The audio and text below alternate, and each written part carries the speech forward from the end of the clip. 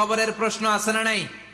অনেকে বলে হুজুর বিমান হামলায় মারা গিয়েছে, বিমান জ্বলে পুড়ে ছাই হয়ে গিয়েছে, তার কবর কোথায়? তার আত্মাটা যেখানে আছে ওই জায়গায় প্রশ্ন আছে না নাই? অনেকে বলে হুজুর সাগরের মধ্যে পড়ে মারা গিয়েছে, তিমি মাছ খেয়ে ফেলেছে, তার কোনো অস্তিত্ব নাই, কিন্তু তার রুহুটা আছে না নাই? প্রতিটা রুহু সংরক্ষণ করে কে? প্রত্যেকটা আত্মা আল্লাহর কাছে সংরক্ষিত থাকে। প্রতিটা রুহু, প্রতিটা মানুষ মালাকুল মাউতকে দেখতে পায়। আপনিও দেখবেন, আমিও দেখব।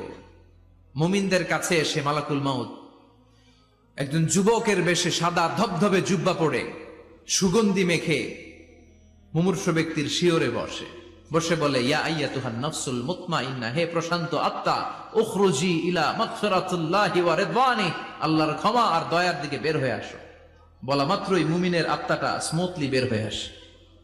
কাফান মিন আকফানিল জান্নাহ, হানুত মিন হানুতিল জান্নাহ।